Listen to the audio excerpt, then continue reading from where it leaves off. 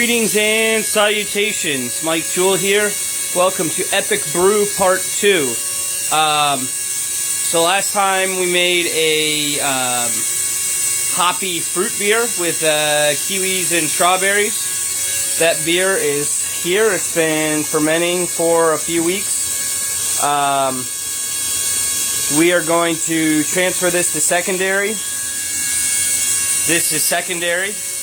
And then once this vessel is open, my next brew, which is mashing right now, is going to go right on top of this bad boy's yeast cake. So this is going to be a special B IPA. It's basically pearl malt with special B malt.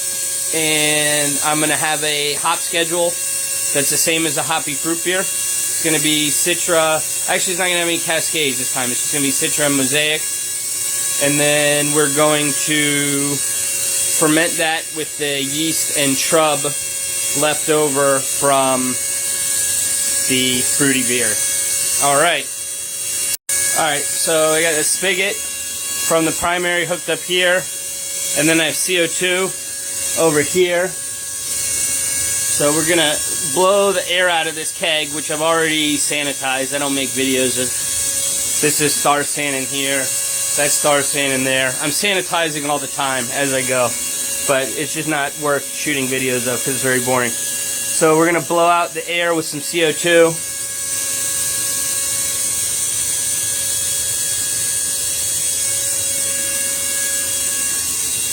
Oh.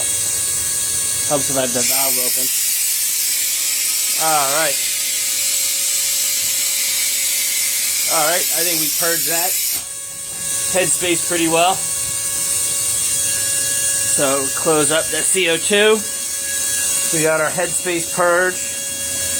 And let's slide this back this way. We got a kink in our hose. Kinks are not good. Not very kinky. Ha ha ha ha. And wow, that's some milky crap. I pulled a little bit of shrub into secondary, oh well. And very slowly pull this guy out. So we're venting.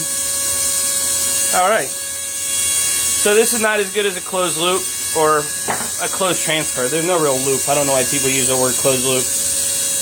But it is minimizing the amount of oxygen my beer comes in contact with.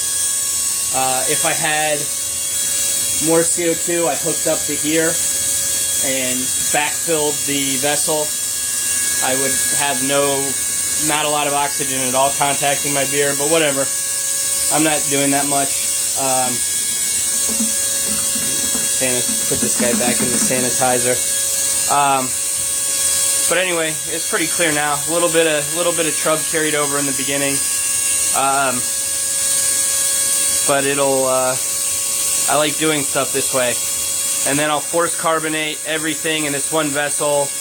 I'll maintain the carbonation by using a spunding valve, and then when I want to start drinking this stuff, I'll put it in 3 of these cornies.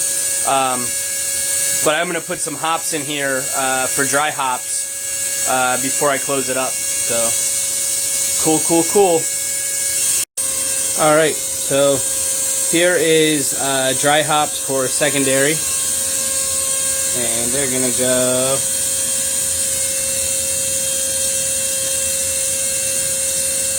inside the Sankey.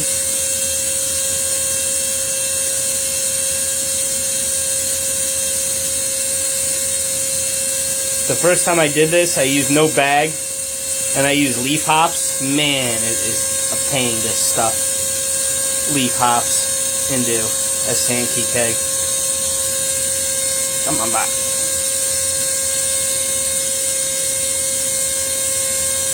There we go. Alright, we got that string.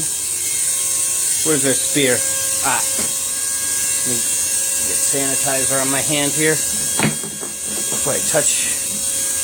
Alright, so here's the spear. Here's the string. I'm going to tie this to this so I can fish my bag out afterwards. Alright, there we go. Alright, so now we have dry hops in here. This is empty. And we got the CO2 hooked up here. We're doing the slow carbonate. Alrighty. So back to this beer. It looks like my pump is leaking a little bit. I'm not sure from where. But it's not a bad leak. And we got 155 and heating. We got a few more minutes left on our mash. And then we'll be doing a mash out and a boil. Alrighty. Alright, so here we are. Skipped a bunch of stuff, but pretty much it's all the same as my last brew day.